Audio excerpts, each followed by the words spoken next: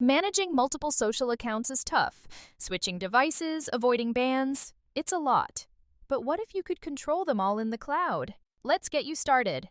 First, you'll need proxies to begin. Go to Proxies, click Add Proxy, and paste your info. Always test the connection first. Now, let's create a phone profile. Click New Profile and give it a name. Choose a group. Select your proxy. Select the cloud phone you need.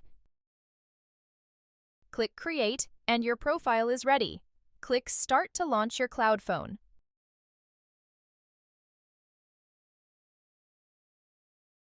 It's a real Android device in the cloud. Swipe up for apps, just like a real phone. Use the control panel to rotate, screenshot, or upload.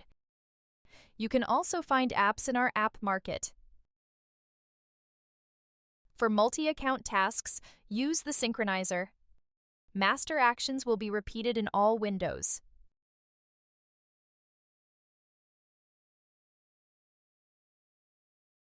You can also use RPA for automation.